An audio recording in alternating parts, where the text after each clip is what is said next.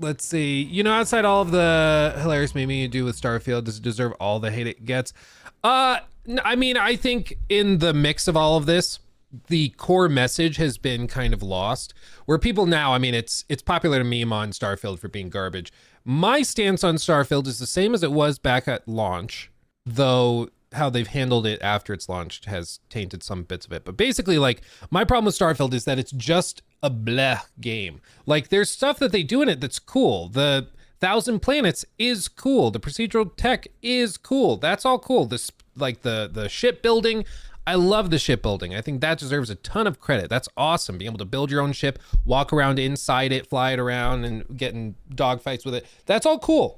The problem is that there's no real cohesive gameplay loop that really makes the game fun. And I think Todd was aware of that, which is why he said openly in interviews, we didn't find the fun until 2021. Like, they had worked on this for years and they were hoping they would stumble into a way to make this fun. And it took that long. And even then, I don't think they really found it. Because Bethesda's strength is with like handcrafted levels and environmental storytelling, and Starfield is literally the antithesis of that. Like, it is the opposite of that. So for me, like, Starfield is just the most bleh, kind of boring C minus D plus kind of game. Like, it's just doesn't really excel at anything except the shipbuilding.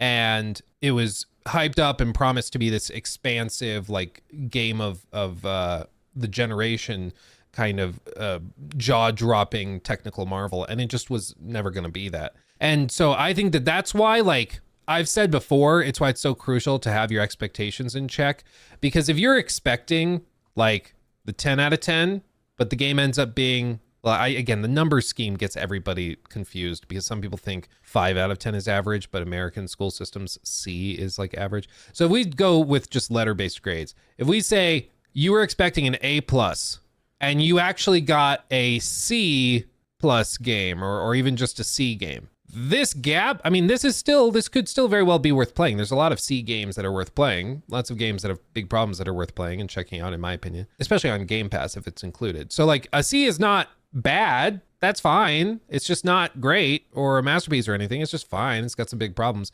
But if you were expecting this drop off feels real bad, man. It'll make the perceived rating probably feel more like a D or like a D minus. It just feels, when you are expecting a masterpiece or a game of the generation, when it drops to a C, it will feel like a D, even though it's not. And that's kind of where Starfield is for a lot of people. I think they were expecting the masterpiece, and it's just not that. And so it feels way worse than they were expecting. And so this line between C and D kind of starts to get blurred. And all anybody says, like, well, it's way worse than it should have been, which is probably fair. Where my view's been tainted is that they spent a year on Shattered Space, and it was shockingly lacking in content. Also, like, I really don't know what they were doing for a year to make that. After watching that Will Shen interview or a speech at GDC where he's very openly saying like, oh yeah, no, all their systems are super inefficient and broken.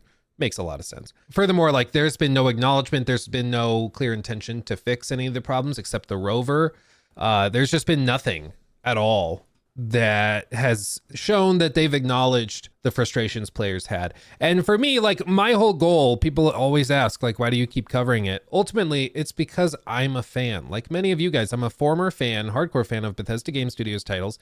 I love the Fallout franchise. I love Elder Scrolls as a franchise. And what they've done to these games over the last 10 years or so has been not just selling out with Fallout 76, but and like the microtransactions and paid mods. I know you can be like, oh, well, it's not a microtransaction. It's a $7 quest. That's totally different. It's a $7 quest in a single player game. And the quest was broken when it launched. You got a gun as a reward for the quest, and you couldn't reload it. So you had 4 total shots with it before it broke, and you couldn't use it in gameplay. Like, if Ubisoft did that, headlines across the internet, it's all anybody would talk about for weeks. And Bethesda now is getting to the point where people will talk about that and bring it up, but they've been kind of scummy and lazy like that for a long time. And my goal is to shine the light on it so they realize we can't get away with that anymore, and they step back and they figure their crap out. But are they going to do that? Probably not. Todd's moving behind me. Yeah, dude, it's Todd. One day, if I'm really lucky, one day I'll start stream, and then I'll have what appears to be the cardboard cutout, And then he's going to start moving and he's going to pull up a chair next to me. And that's how we'll introduce that we're doing like a podcast episode together. I think that'd be really funny.